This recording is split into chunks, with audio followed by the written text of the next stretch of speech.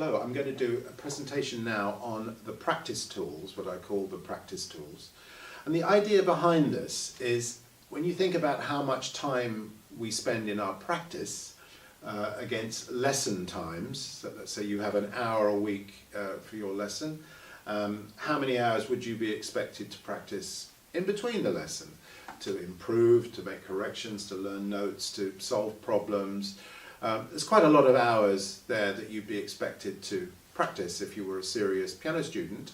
The problem is a lot of piano students don't know how to practice, and I've noticed this from my own work, listening to people practicing in institutional, outside institutional practice room windows. There's very rarely a plan for practice. So if you've got something wrong with your car, you call out a mechanic to sort it out, and they don't kind of approximately they lift the hood of the car and they don't say, well, I sort of do this and I think I do that, and usually it's fixed. They will know exactly what they do. They will know which tools they need to use, they will know which parts they need to take out and replace, or how to fix things. Now the thing is, that's a little bit more scientific, isn't it?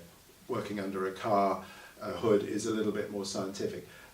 Piano practice is not quite so scientific, but I think we can label some of the tools that we use, and I'd like to do that now and just show you how you might apply them.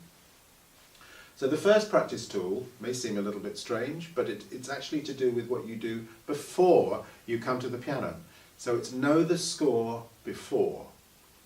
What does that mean?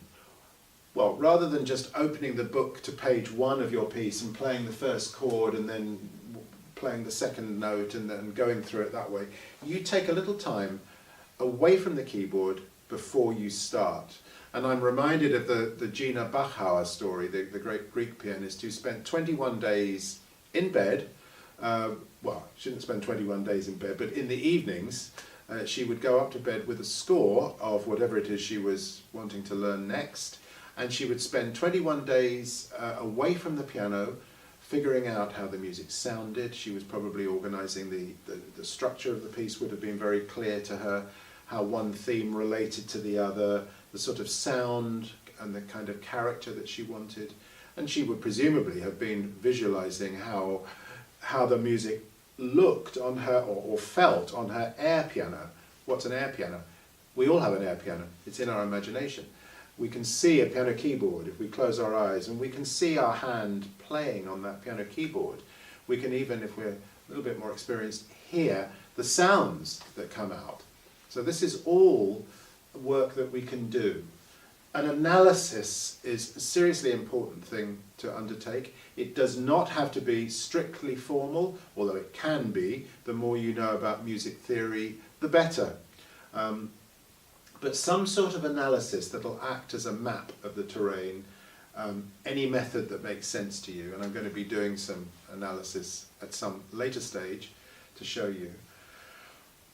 If you've got a younger player, let's say you're a teacher and you've got a young student who wants to engage in this sort of analysis game, we play a game called Sherlock Holmes, or whoever your favourite detective is. And it's simply this. You take the score, and if you're the teacher, you ask them to come up with 10 observations, 10 things that they see.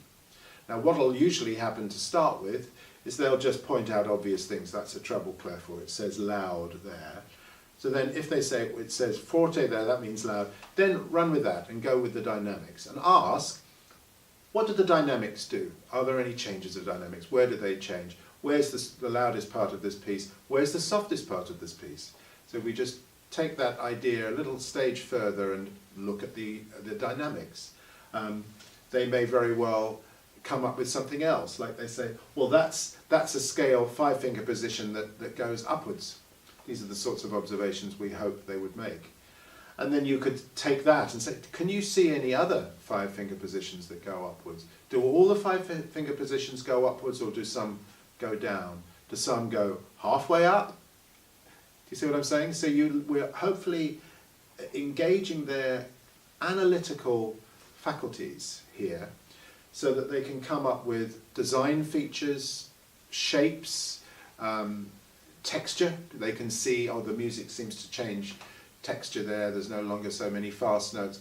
Get as much of that organised away from the piano prior to learning. Also, and I think this is really important, some background research on the piece. I had a diploma student come to me with the Mozart A minor sonata the other day, and her first question was about the pedalling. Or what do I do about the pedalling at the beginning of the sonata? That sonata there. And I thought, okay, I asked her, do you know what were the circumstances that led to the composition of this piece? And she said, oh no. And thereby missing a hugely important chunk of information. Mozart wrote this piece when his mother suddenly died on a trip to Paris.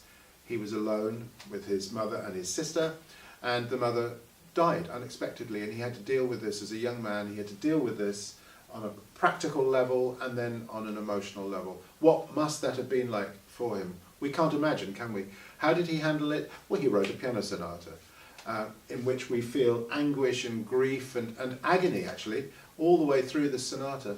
So unless you've got that backstory, you're not going to be able to bring the same meaning, the depth of meaning that the music requires. So this all happens before you even begin to learn the piece.